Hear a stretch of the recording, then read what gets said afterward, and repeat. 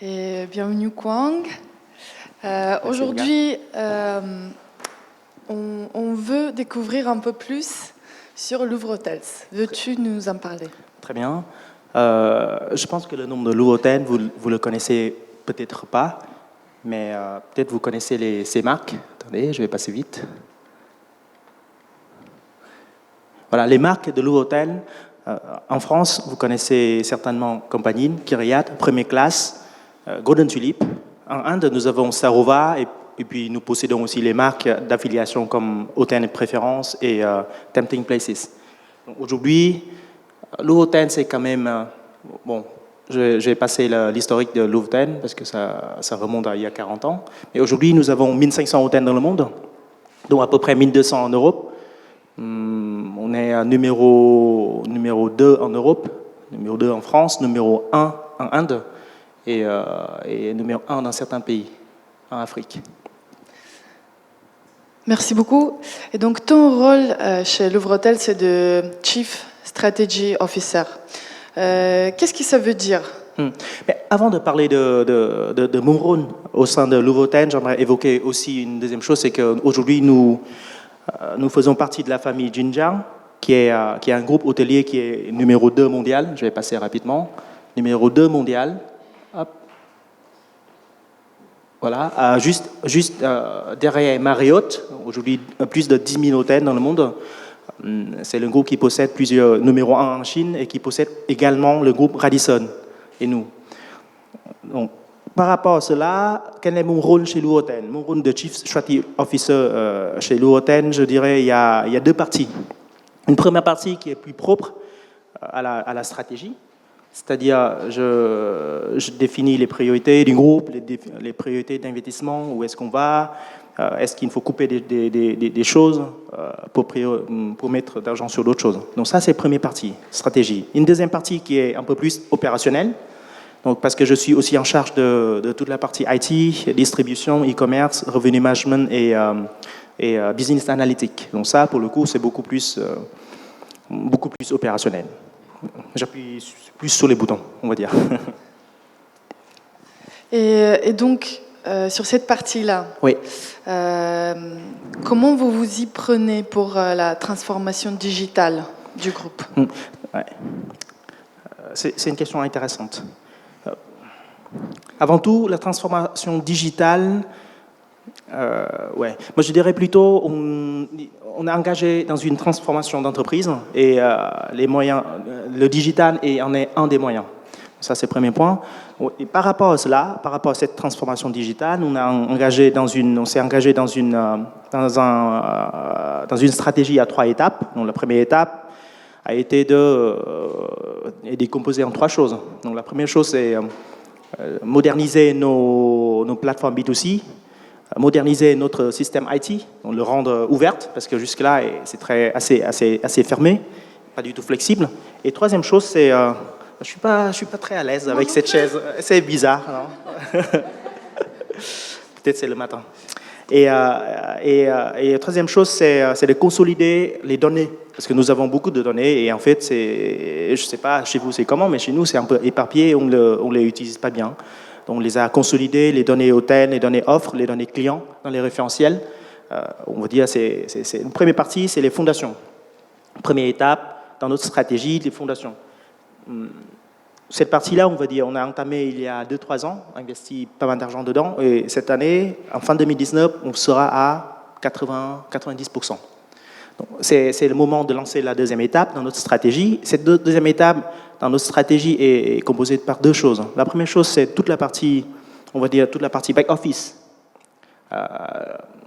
Moderniser la partie back-office, de mettre en place un système ERP qui est beaucoup plus transverse, parce que qui couvre aussi la Chine et qui couvre aussi Radisson. Et en même temps attaquer... Là, aujourd'hui, on a les fondations du digital. Ça veut dire les données, ça veut dire le système IT ouvert et flexible, c'est-à-dire le système B2C. En fait, c'est les plateformes web et apps. Hein. Il n'y a rien de spécial, mais qui sont flexibles, qui nous permettent de réagir, qui nous permettent de changer des choses rapidement. Donc, il y a quand même un gap entre les deux. C'est-à-dire entre la data, entre la data et le rendre des choses plus business, plus de cette partie amélioration, comment on fait? Comment on valorise ces datas-là? Donc ça, c'est la deuxième étape aussi, de mettre en place un système qui passe par la gouvernance d'abord, de business analytique qui fait les verticales, qui drive tous les business, donc qui serait le honneur du data jusqu'à la partie business. Donc ça, c'est la deuxième partie dans notre stratégie. Et la troisième partie dans notre stratégie, c'est on attaque des choses qui sont un peu plus, on va dire, qui font plus rêver, comme la partie prédictive et des choses comme ça. Est-ce que c'est clair? Oui, c'est clair.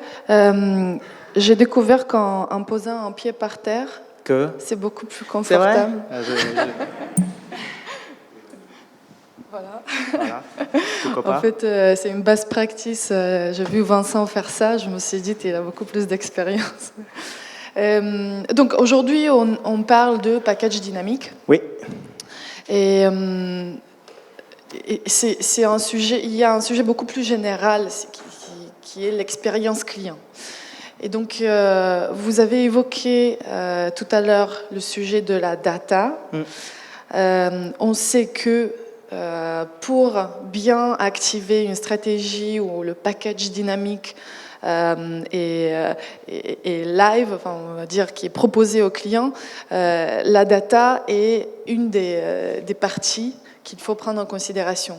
Donc, comment vous y prenez, donc peut-être aller plus dans le sujet de la data pour améliorer l'expérience client? Là, il y a plusieurs, quand vous avez dit, il y a plusieurs choses qui rentrent en jeu. Un, vous avez mentionné l'expérience client. Donc, pour moi, expérience client, avant tout, c'est un 360.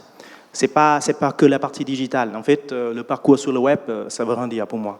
Et il faut que ce soit online, offline, il faut que ce soit notamment pour nous, c'est dans l'hôtel. Il faut que l'expérience client, ça part avant tout dans l'hôtel. Il faut que et nous, c'est un vrai challenge. Pourquoi? Parce qu'on est une chaîne hôtel, et il y a beaucoup d'hôtels qui sont 3 étoiles. Hein, donc 3 étoiles, rendre des choses expérientielles, c'est compliqué. On essaye de le faire quand même, mais c'est pas évident. On essaye de le faire avec le produit, avec le hard produit, avec les espaces communs, avec des choses comme ça. Avec le soft, ça veut dire avec le staff, donc avec une attitude qui est différenciant, et avec la technologie aussi. Avec la technologie, donc dans l'hôtel et aussi hors hôtel. Mais moi, je dirais plutôt, sur la partie online, je mettrais plus l'accent justement sur les choses qui améliorent la performance. Pas complètement sur la partie expérience, mais plutôt performance. Qu'est-ce que ça veut dire? Ça veut dire le revenu management, le pricing dynamique, par exemple.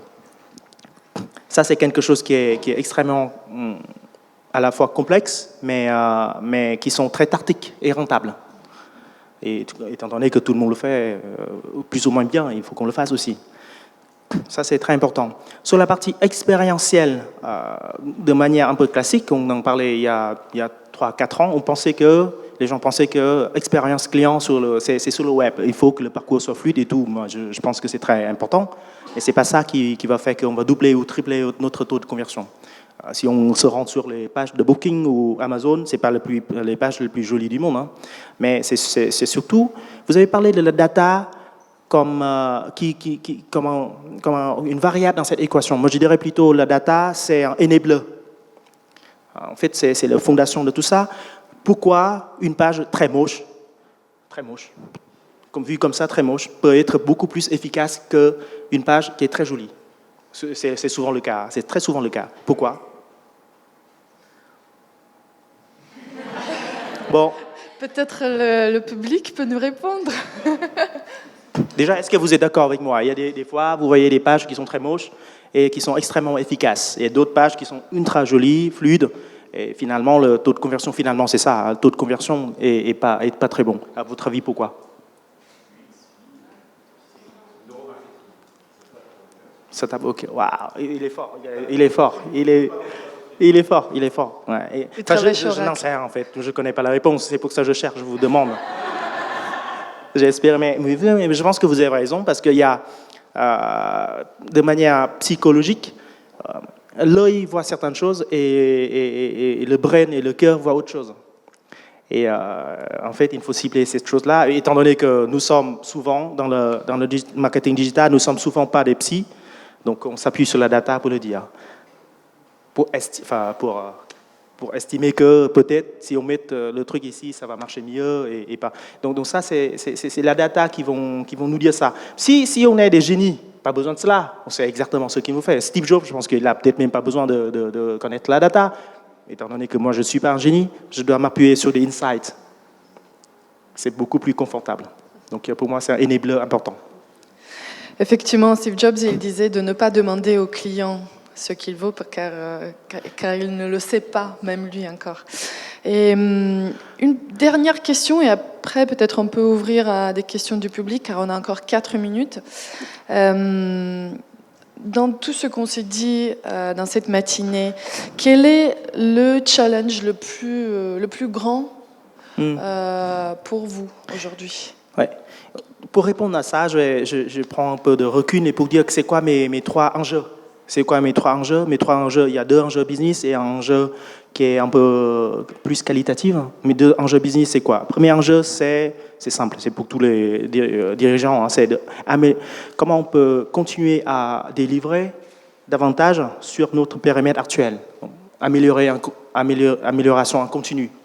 Deuxième enjeu, pour moi, c'est de dire, OK, c'est très bien sur cette périmètre-là, mais comment nous, en tant que groupe Legacy, on peut délivrer sur d'autres périmètres qui ne sont pas traditionnels. Parce que peut-être aujourd'hui, ça ne fait que 1% de mon chiffre d'affaires ou de mon EBITDA. Peut-être, si je joue bien, demain, ça peut représenter 30-40%. Et comment je peux investir dès aujourd'hui sur ça? Et mon troisième enjeu plus qualitatif, c'est comment infuser une mentalité de winner au sein de l'entreprise. Les gens parlent de data-driven et tout, mais moi, je parle plutôt de winner, parce que data-driven, ce n'est un moyen. Pour être winner, ça veut dire quoi? Ça veut dire que je me réveille pour battre mon concurrent. Comment je fais ça? Donc, pour tout ça, le plus gros challenge quand on fait tout ça, quand on combine les 3, le plus gros challenge pour moi, c'est la vitesse à laquelle on veut y aller, que je veux mettre en place des choses, et la vitesse à laquelle l'organisation s'adapte à cette chose-là. Parce qu'on est tous humains, on pense différemment, nous n'avons pas le même mode de fonctionnement. Donc tout ça, il faut s'adapter et il faut y aller de manière efficace. Très bien. Il faut que je lise les questions qui sont affichées là-dessus, j'imagine. Donc, la première. Quelles sont les proportions de réservation directe versus OBT, HBT? Si la personne qui a posé la question veut... Je suppose que OBT, HBT, c'est la réservation indirecte, c'est ça? Donc, moi, je vois un peu différent de cette partie-là. J'appelle ça la contribution centrale.